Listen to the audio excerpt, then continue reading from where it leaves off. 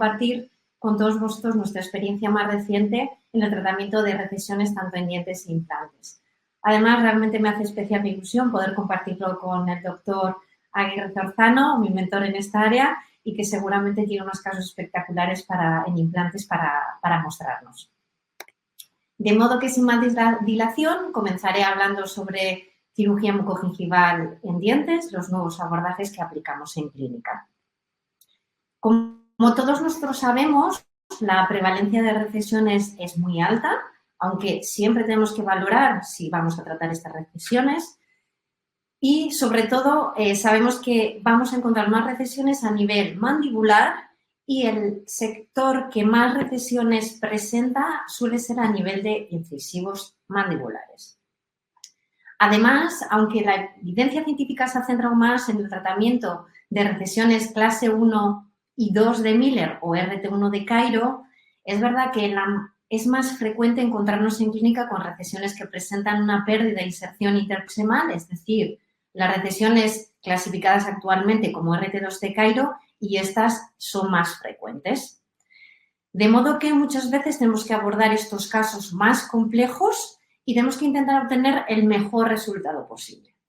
Esto no quiere decir que tengamos que cubrir todas las recesiones completamente. Tenemos que ser muy realistas a la hora de establecer los objetivos, porque no siempre la cobertura radicular completa va a definir el éxito de nuestros procedimientos. Si no, tendremos a pacientes que no estarán satisfechos con el tratamiento porque no hemos llegado al objetivo que le prometimos y nosotros nos vamos a frustrar porque hemos alcanzado algo que era imposible de alcanzar. De modo que os muestro casos que encontramos en la clínica, casos de recesiones con inflamación constante. Tenemos recesiones también con ausencia de encía queratinizada. También encontramos casos de frenillos aberrantes en este quinto sextante. Recesiones profundas, ausencia de encía queratinizada junto a muchas variables, en este caso un diente mal posicionado rotado hacia vestibular. Encontramos otros casos de recesiones con lesiones cariosas radiculares debido a la exposición de esa dentina por la migración apical del margen gingival. También tenemos recesiones múltiples con dientes mal posicionados, unas disarmonías dentoesqueléticas, es decir, tenemos mucho diente pamaxilar que los pueda albergar, pacientes con un fenotipo fino y un trauma oclusal al cepillado, y ya otros factores traumáticos que podemos introducir, los piercings a nivel lingual y a nivel vestibular, que nos pueden desencadenar este tipo de recesiones. Con esta perspectiva tan negra, ¿no?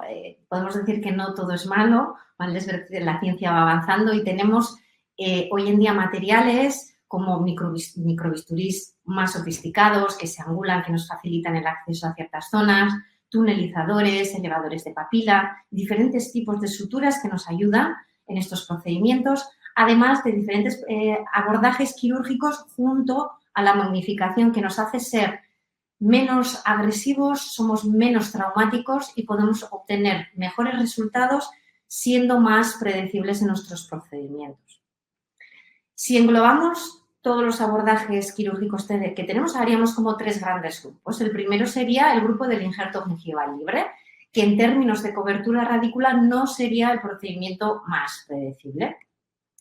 Tenemos otro gran grupo, un segundo grupo de técnicas no desplazadas, que consistirían en crear un lecho en el que introduciremos un injerto de tejido conectivo y quedará este expuesto, de modo que estarán más indicadas en recesiones pequeñas y aquellas que tengan ausencia de encía queratinizada.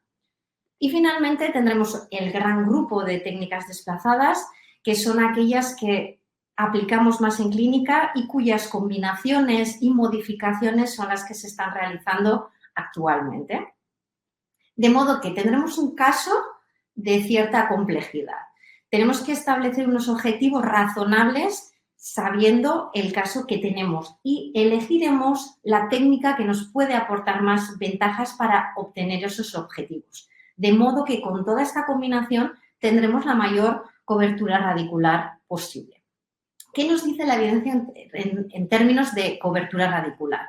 Vamos a obtener mejores resultados sea, peores resultados a nivel mandibular y sobre todo va a ser más demandante el quinto sextante. Generalmente las recesiones más prevalentes, como os he comentado anteriormente. Y puede ser que en todas las localizaciones un mismo procedimiento no sea con el que obtengamos el mejor resultado. Nos viene a decir esto un poco esta revisión actual del 2022 del grupo de Augusto y colaboradores, en el que abordando este sextante puede ser que la elección más predecible, sustituyendo un poquito al CAP, sería los procedimientos que se basan en ese colgajo posicionado lateralmente o los procedimientos en túnel, y ambos con un injerto de tejido conectivo. De modo que tenemos que avanzar más en analizar todas estas localizaciones y todos estos abordajes. De modo que voy a continuar con las técnicas desplazadas y os voy a enseñar varios casos en el que introducimos varias modificaciones o técnicas que hemos desarrollado. El primer gran grupo dentro de estas técnicas desplazadas serían las técnicas de túnel. Este es un caso de una mujer de 70 años.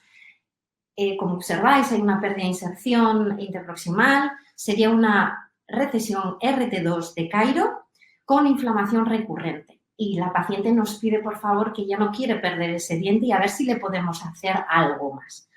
Siendo realistas, es una recesión RT2.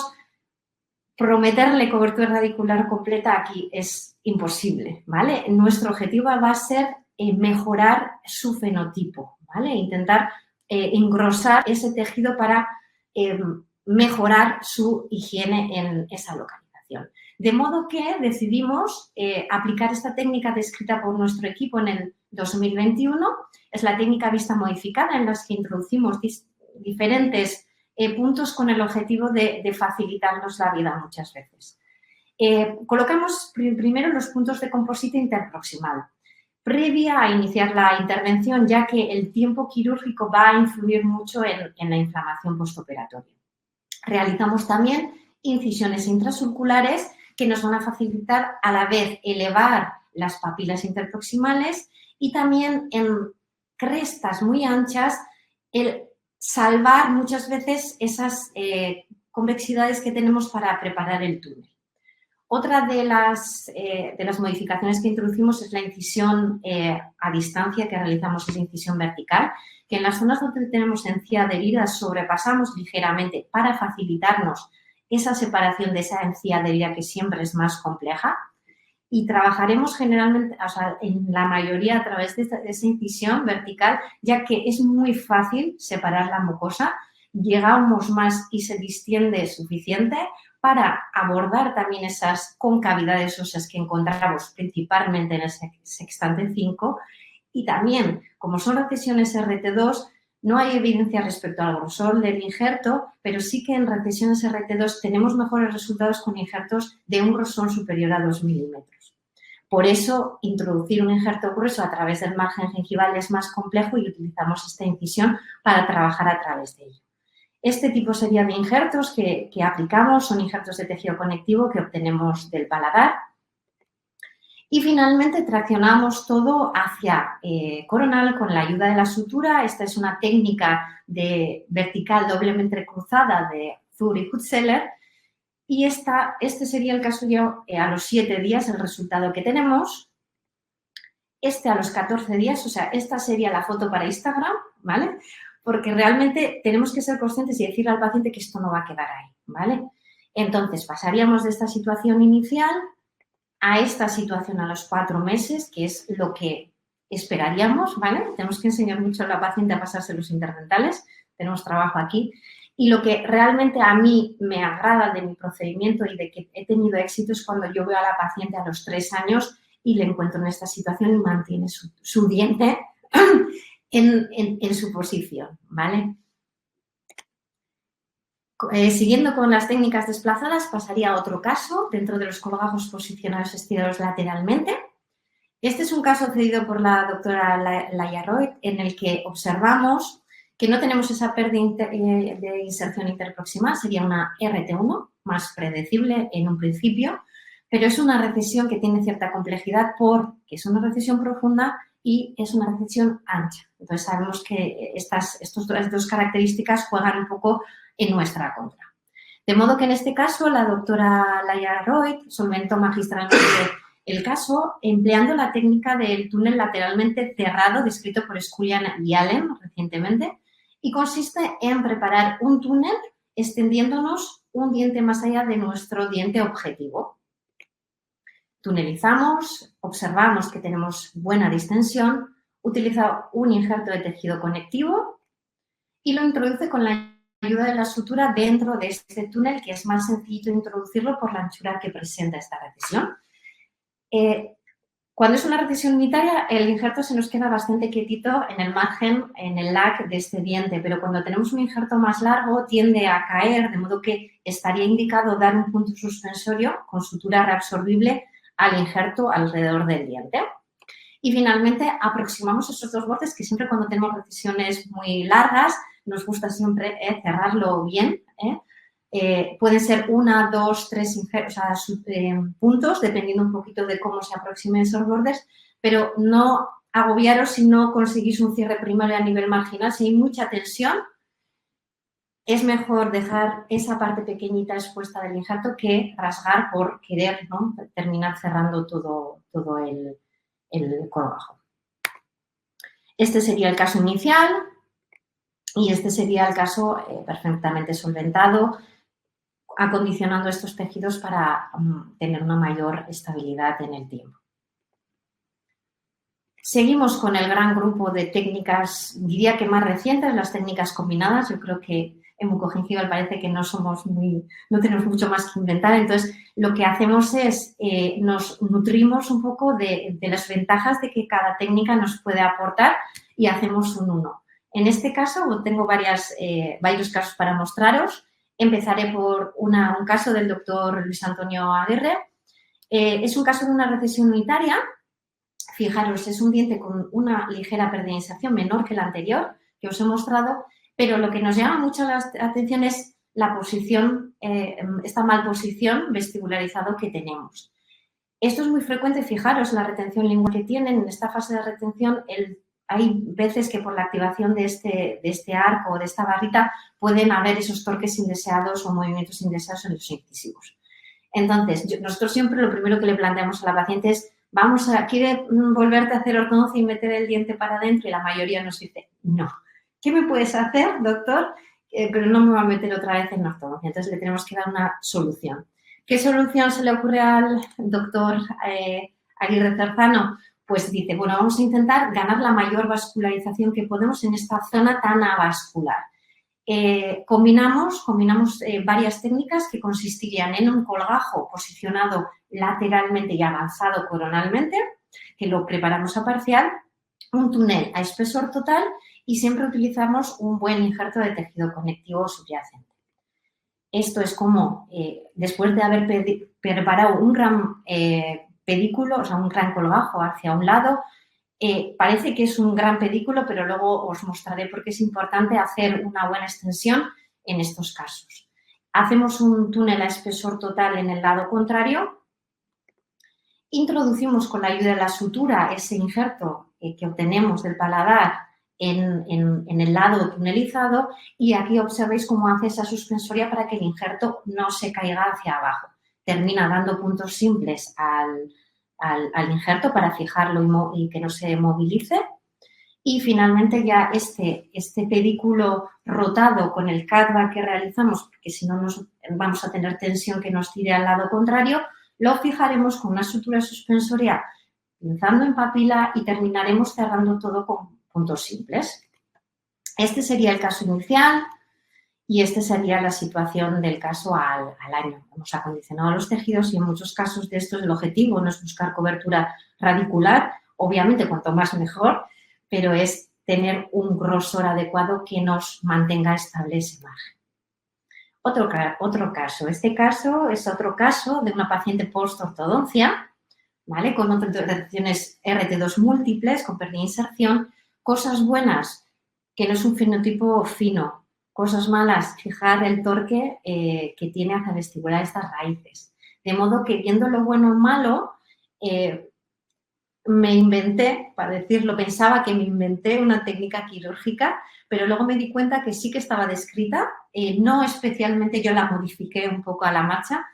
A veces somos así un poco de inventivos los que nos dedicamos a esta cirugía mucogingival. Y en este caso es una técnica descrita realmente para 2 incisiones únicas en el que se hace 2 pedículos y los rota para cerrarlos. En este caso yo, como tenía una recesión también en el lateral, fijaros, aquí observaréis mejor, ¿no? Tengo una recesión en el lateral, entonces el pedículo lo extiendo a ese lado y termino acercándolo a la papila que he tunelizado y he traccionado coronalmente. Y lo mismo he hecho en el otro, en el pedículo del tercer cuadrante, pero fijaros que no lo he suturado muy bien, ¿vale? Era un pedículo muy fino, tenía miedo de que lo pudiera rasgar y he utilizado un punto que solemos utilizar para los injertos gingivales libres para presionar haciendo un suspensorio alrededor del diente. Esta sería la cicatrización a los 14 días sin ningún problema y pasaríamos de esta situación inicial a los 4 meses a tener este buen fenotipo periodontal y pasar de esta situación inicial a esta situación totalmente modificada, paciente contento, para higienizarse muchísimo más fácil y nosotros también porque hemos obtenido unos buenos resultados con buen injerto de tejido conectivo. Y finalmente voy a ir terminando con 2 casos de cirugía, o sea, de recesiones múltiples. Este es un caso en el que cuando lo veo, lo primero que digo, ¡jo, qué buena encía tiene ahí delante en los incisivos! Y veo todas esas recesiones desde el canino hacia atrás. Entonces digo, si nosotros lo aplicamos para recesiones unitarias, el rotado y tunelizado, si tunelizo un poquito más, igual puedo también avanzar coronalmente ese tejido. De modo que, bueno, estas serían las recesiones en concreto, con ese frenillo también bastante aberrante al margen. Entonces, el objetivo, modificar el fenotipo. Un buen injerto de tejido conectivo obtenido del paladar. Y fijaros lo que os comentaba del pedículo. En este caso, pues fui un poco, no sé, tenía la sensación de que me iba a extender demasiado y creé un pedículo demasiado corto. Probablemente también porque el diente estaba más hacia vestibular y no lo medí adecuadamente y no tuve en cuenta esa circunferencia. De modo que al rotar, pues no llega a posicionarse en las papilas y lo que es probable es que ese tejido pues, se necrose. Traccioné todo hacia coronal con puntos suspensorios a los dientes y pasamos de esta situación a esta situación a los 6 meses. Bueno, es una situación bastante correcta y pasamos de esta situación a esta situación en la que hemos ganado encía queratinizada y volumen para mantener y para facilitar la higiene al paciente. Y finalmente termino con un caso de recesiones múltiples. Este caso es un poco más complejo porque no solo hay una recesión muy profunda, tenemos todas las recesiones muy profundas, recesiones RT2 múltiples, con dientes también el canino con un torque inadecuado y bastante vestibularizado. De modo que aquí empleé la técnica que está descrita, Scullin y Allen la describieron para el lateral close tunnel, recesiones unitarias, pero ahora recientemente lo han publicado para recesiones múltiples. Combina un poco ese cierre lateral con ese avance coronal.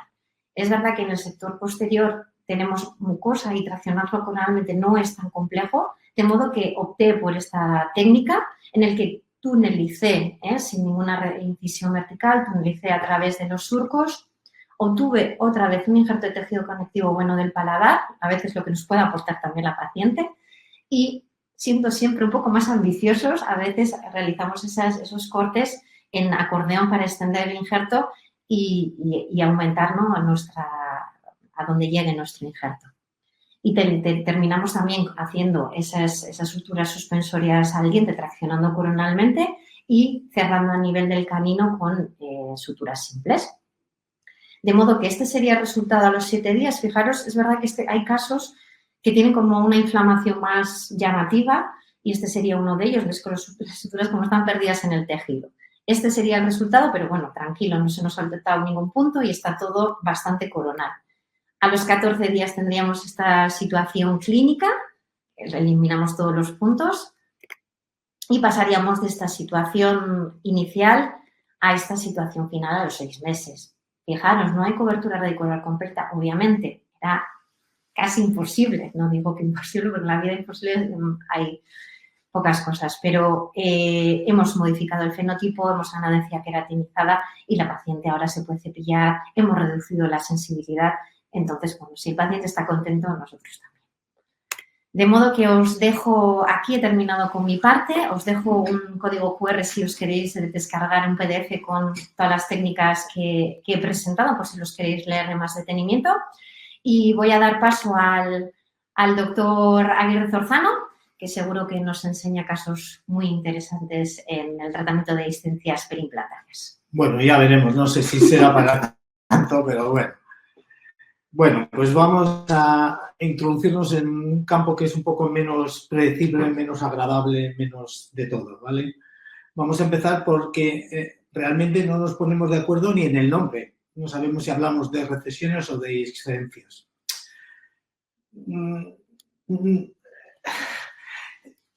Cuando nosotros hablamos de complicaciones biológicas, las complicaciones biológicas realmente se dividen en tres tipos: patologías infecciosas periimplantarias, la periimplantitis, lesiones periapicales implantarias y aquellas complicaciones biológicas con repercusión estética, que es de lo que vamos a hablar, ¿vale? Entonces, en este artículo yo soy incapaz de pronunciar un nombre de un griego, pero de este señor al que vamos a referirnos otras veces, él clasifica estas complicaciones en dos: complicaciones biológicas menores y mayores. Y dentro de las biológicas menores habla de las recesiones o discencias. Y nuestra pregunta es, ¿esto es de verdad menor? ¿Esto es menor para nuestros pacientes? Evidentemente, las dos primeras ponen en cuestión la supervivencia de los implantes, pero las complicaciones estéticas ponen en riesgo el éxito para nuestros pacientes. Hoy en día, supervivencia no es suficiente. Y durante muchos años hemos tenido muy claro qué es supervivencia. Esto es contar cuántos implantes tenía antes y cuántos tengo ahora, ¿no? Pero ya no nos poníamos de acuerdo en qué es éxito. Y ha habido muchas definiciones de éxito, pero cuando yo veo a un paciente en la consulta, yo tengo claro qué es éxito. Esto es éxito. Y mi paciente también lo ve claro. Ahora, si yo a un paciente le cuento, este es un paciente mío, a un paciente que lleva 8 o 9 años con esos implantes, le cuento que esto es un éxito de acuerdo con la clasificación de no sé quién, pues me mirará extrañado, ¿no? Entonces, bueno, tenemos claro qué es eso. Segunda cosa, no ha habido una definición de lo que es una recesión en un implante hasta el año 2020. Y llevamos poniendo implantes un montón de años. Entonces, es la exposición del aditamento del cuello del implante o de la superficie del implante. Y lo podemos dividir o subdividir en dos tipos. Tengo una recesión con periimplantitis o tengo una recesión en salud. ¿Y por qué hablamos de esto? ¿Esto es prevalente o no es prevalente? ¿Esto es que Luis me está soltando una chapa a estas horas de la noche? Bueno, pues este grupo, el grupo de Cosin, hizo en el año 2012 una revisión de sus implantes unitarios en maxila, de los que ponían ellos, y tenían una recesión del 35%. Y después de eso hicieron una revisión sistemática. Y en la revisión sistemática, bueno, pues había gente que no tenía ninguna recesión, es decir, mentía o no tenía pacientes, y gente que tenía una recesión de hasta en el 64% de implantes unitarios. Y este mismo grupo que he comentado antes de los griegos, hicieron, bueno, en la clasificación esa de las que hemos dicho, revisaban las diferentes tipos de complicaciones y decía que tenían una recesión en prótesis completa, en maxilar superior, en prótesis completa. Tenían un 7.7% de recesión anual en implante. Es decir, 10 años después, el 77% de los implantes que habían puesto tenían una recesión. Luego, importancia parece tener. Tiene una prevalencia elevada y tiene una prevalencia más elevada si lo asociamos con una periimplantitis. El grupo de Mariano Sanz publicó en el 2020 que casi tenían un 27% de recesiones en dientes con periimplantitis. ¿Cuáles son los factores de riesgo para tener una recesión. Bueno, ya en el 2013 se hicieron una serie, o se indicaron una serie de factores de riesgo, Tarnow fundamentalmente, pero digamos que hoy en día tenemos dos factores claros. Uno es la posición espacial que tiene nuestro implante, la posición tridimensional. Fijaros, a mí me enviaron este paciente hace unos años porque tenía una fístula y una recesión y yo le dije, mira, no te preocupes, esto yo lo arreglo chupado. Quítale la corona y lo solucionamos. Bueno, mi compañero quita la corona, le dejamos que cicatrice y en ese momento intervengo yo, tengo esa dehiscencia, hago regeneración, hago un injerto, lo suturo, fenomenal, Luis, eres fantástico. Esa es la curación, curación inicial, curación pasado un tiempo. Entonces digo ya, nada, ningún problema, vamos a descubrir el implante. Pero claro, yo no había soltado la corona, lo había soltado mi compañero. Entonces cuando descubro el implante y lo miro desde oclusal, digo, horror, voy a tener un resultado cero. ¿Por qué? Porque el implante está fuera del lecho, está fuera de su casita. Y por tanto, el resultado final es vuelta a lo mismo. Tenemos lo mismo. Es verdad que la fístula desapareció. Entonces, lo más importante de cara a prevenir las recesiones es posicionar correctamente el implante. ¿Qué hicimos? Bueno, pues tuvimos que hacer una corona diferente, provisional, un nuevo injerto, una corona que tenía mucha concavidad, un nuevo injerto, suturarlo, quedó así. Esto era antes y el después, y como tuvimos suerte porque la corona clínica del 21 era más cortita, bueno, aunque habíamos conseguido eso, la corona clínica del 21 era más cortita, hicimos un pequeño alargamiento de corona y pasamos de esta situación a esta. Bien, entonces lo más importante, la posición tridimensional del implante. El segundo factor importante es si la tabla vestibular se mantiene o no en el tiempo, porque en este artículo del grupo de Gallucci del año 2012 vieron 24 pacientes con implantes inmediatos no cargados y 7 años después pudieron volverlos a ver. Bueno, pues de los 14 implantes que habían visto en ese tiempo, 11 tenían la cresta vestibular mucho más apical de como estaba inicialmente y 5 no tenían nada de cresta. De tal forma que hoy en el consenso de la americana y la europea se dice que no hay evidencia de que lo que nosotros vemos, lo que decía Aichiber, de la foto que sacamos para Instagram, no estamos seguros de que unos años después eso siga estando. Y el consenso dice, de nuevo, que los factores importantes son la malposición de los implantes, la ausencia de hueso, la presencia de un tejido fino, la ausencia de tejido queratinizado, no sé lo que pone ahí porque no lo veo, y que uno sea habilidoso cuando pone el implante. Y fijaros, este es un paciente con una reabsorción radicular que hemos extraído el diente, hemos hecho una provisionalización inmediata en el 2006 o en el 2007. Esa es la evolución 2010 y en el 2015 le tenemos que hacer otro implante, hacemos un CBCT y tenemos la tabla interna. Pero en este paciente que hicimos regeneración ósea guiada y que habíamos tenido un resultado tan bueno, unos años después empezamos a tener una dehiscencia y se había perdido la tabla vestibular. Bien, y ahora vamos a hablar de lo que veníamos a hablar, que es del tratamiento. Fijaros, yo cuando hablo de recesiones gingivales o cuando di un curso sobre recesiones gingivales, lo titulaba Claves del éxito del tratamiento de las recesiones gingivales. Y ponía 2 monigotes, uno que iba pues arrastrándose y otro que iba feliz. Y esto no dependía de que yo tuviese buen día o mal día, dependía de que fuese lunes o viernes, ¿no? Porque yo sé qué éxito o qué fracaso o qué puedo esperar de mi tratamiento en recesiones. Esto depende del diagnóstico. Yo diagnostico cuál es la situación y veo qué es lo que puedo esperar, se lo transmito al paciente y las canas tienen pocas ventajas, pero algunas sí. Entonces, tengo la habilidad suficiente para saber hacer esto. Cuando yo voy a tratar a un paciente como este, ya voy a empezar a tacharlo de claves de éxito y casi siempre voy pues así, porque no es claro cómo vamos a conseguir o qué es lo que vamos a conseguir.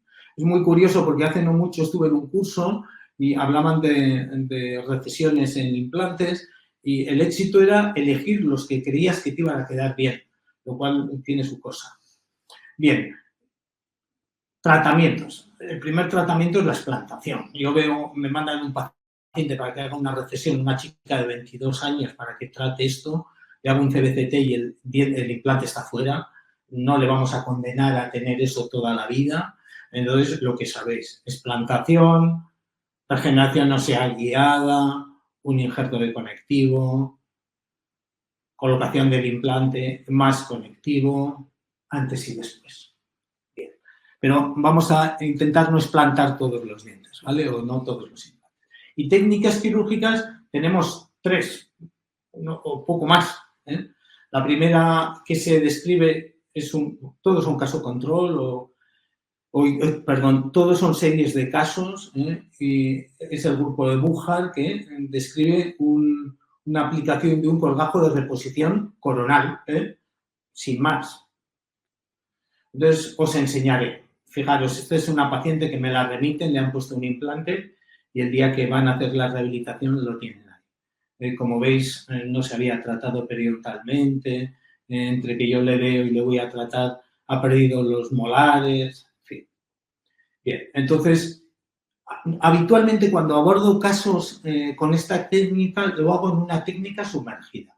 Voy a desmontar el pilar, voy a poner un injerto muy grueso que monta sobre la cresta y en vestibular y lo dejo madurar.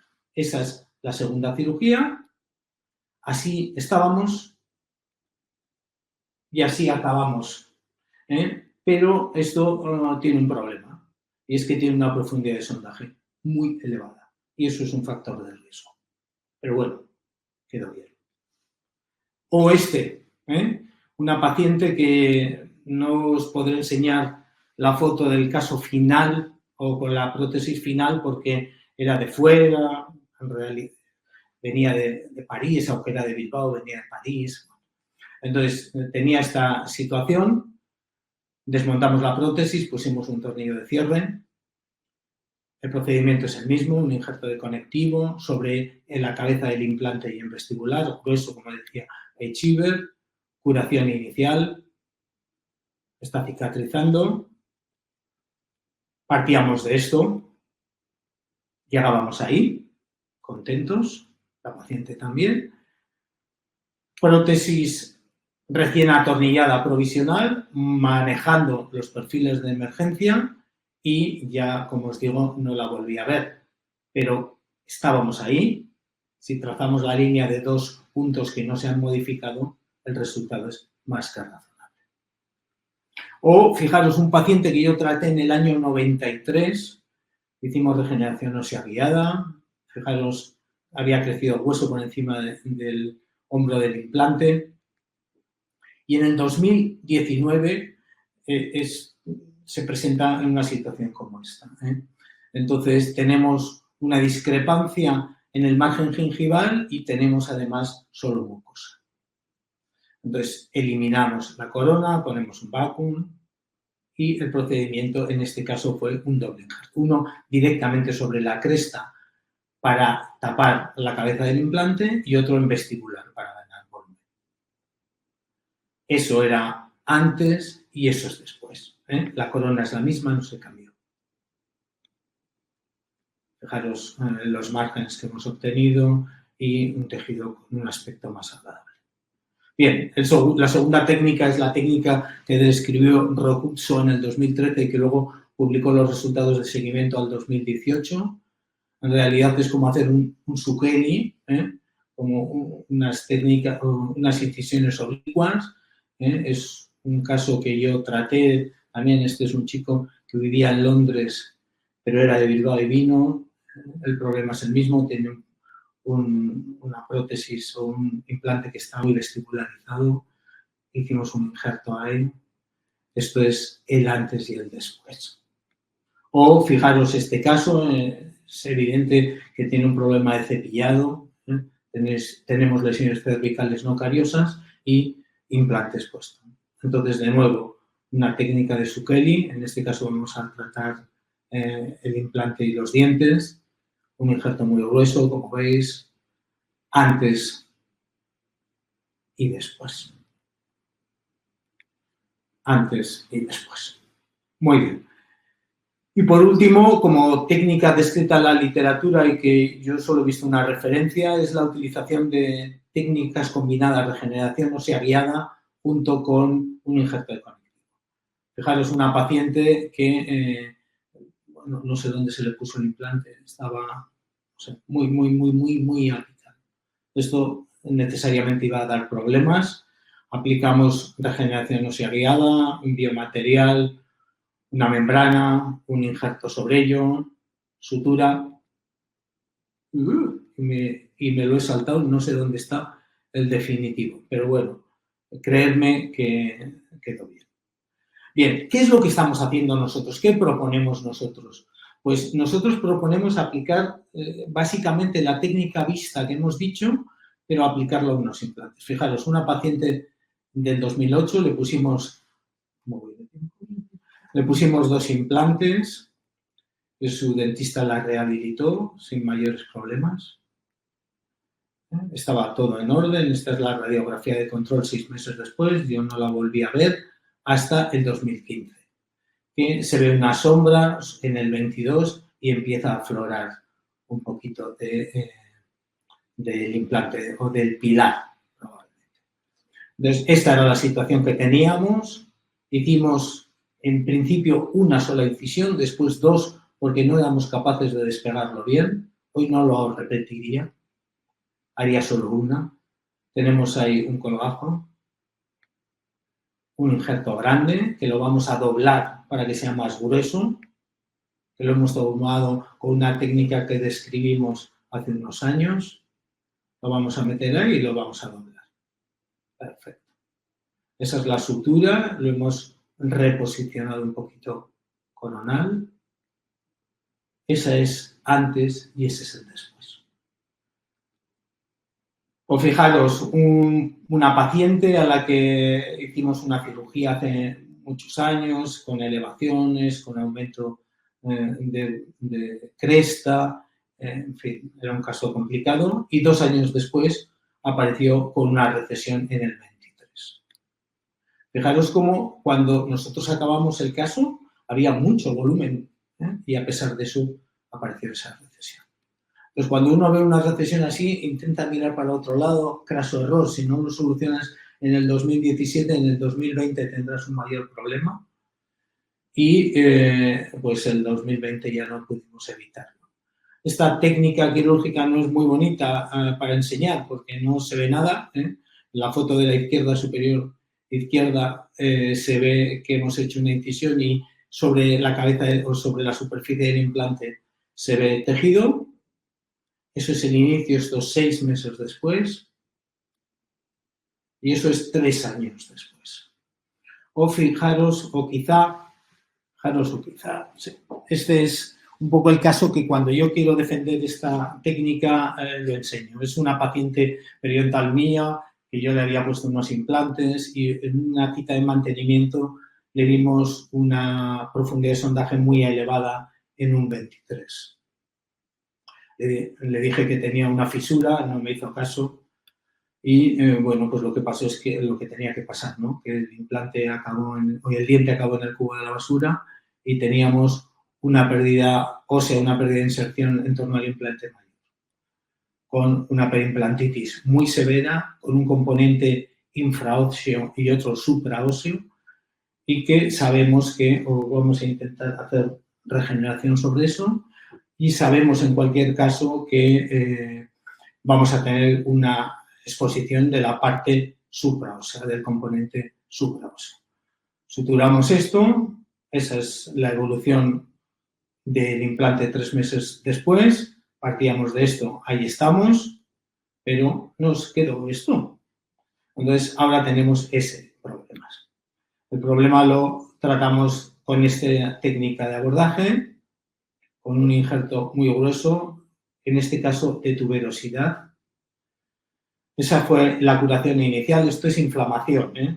Esto no es el resultado final, o no cabe que sea el resultado final, pero llegamos de esto a esto y cuando utilizamos tuberosidad el tejido tiende a crecer y pasamos de esa situación a esta, con un resultado, yo creo que francamente bueno. Bien, pero ¿qué dice la evidencia científica? Pues la evidencia científica dice que estos solo son series de casos que están muy abajo de la pirámide de la evidencia, que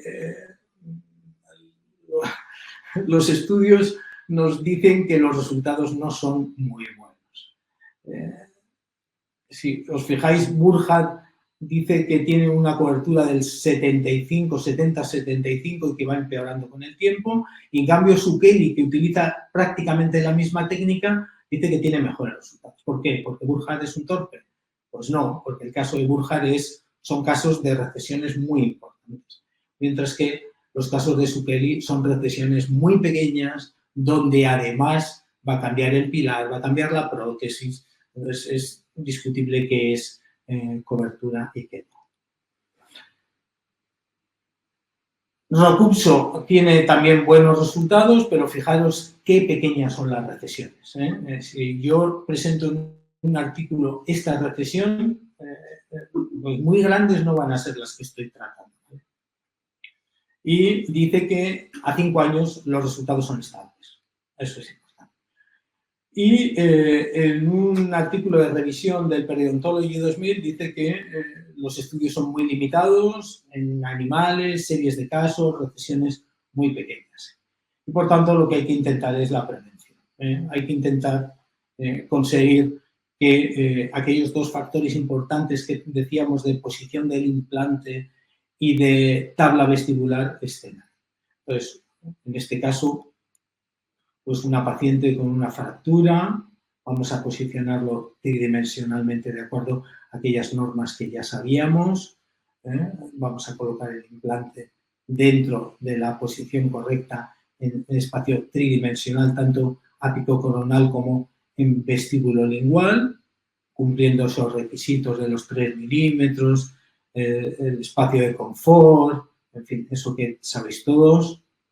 Vamos a aplicar regeneración ósea guiada, vamos a colocar un injerto, vamos a colocar una corona provisional un par de meses después y tras 15 años el implante está en la misma situación que estaba al inicio. Y vamos a acabar con esto porque hoy en día todo el mundo hacemos injertos a todos los pacientes que se dejan. A mí me llamó la atención porque yo estuve en una estancia en Nueva York con Tarnow y él no hacía injertos. Entonces, los pacientes norteamericanos no pueden ser diferentes a los europeos, ¿no? Entonces, yo me preguntaba si necesitamos tejido queratinizado o no y si lo queremos o no. Sabemos que la anchura de la encía queratinizada no influye en la supervivencia de los implantes, pero obviamente desde el punto de vista de estética clínica sí lo queremos, ¿no? La literatura va avanzando con respecto a eso. En el 2013 hay otros artículos que dicen que hay una serie de factores que influyen, pero otros que no. Y un poco viniendo al sector anterior, sí que sabemos que si colocamos implantes inmediatos y a la vez hacemos un injerto, vamos a tener unas papilas un poco más altas, más coronales, y la línea media del margen gingival en vestibular será un poquito más coronal. Volviendo de nuevo al consenso, la anchura de la encía queratinizada no tenemos una evidencia que demuestre que va a promover la salud perimplantaria, pero el grosor el grosor, lo importante no es la anchura, es el grosor, sí que nos dice que va a haber una menor pérdida de hueso marginal y, por tanto, acordaros, el hueso es lo que da soporte al tejido. Y si tenemos patología, no tenemos duda, ¿eh? Podemos discutir si tenemos que hacer injertos o no, pero si tenemos patología no tenemos duda. Una paciente con una perimplantitis, veis supuración, sondaje elevado, es un abordaje con implantoplastia utilizando el kit de Sanigía, el kit de Alberto. Hemos hecho una implantoplastia, hemos cogido tejido de la tuberosidad, lo hemos dividido y lo hemos rodeado el implante y pasamos de la situación de la izquierda a la de la derecha 6 meses después. Por tanto, como conclusiones con respecto a los implantes, las complicaciones estéticas son y serán frecuentes en las rehabilitaciones con implantes. No tenemos protocolos que nos indiquen qué procedimiento quirúrgico es el idóneo para cada situación y los protocolos que tenemos tienen una predictibilidad muy cuestionable. Los estudios son muy limitados, con gran variabilidad.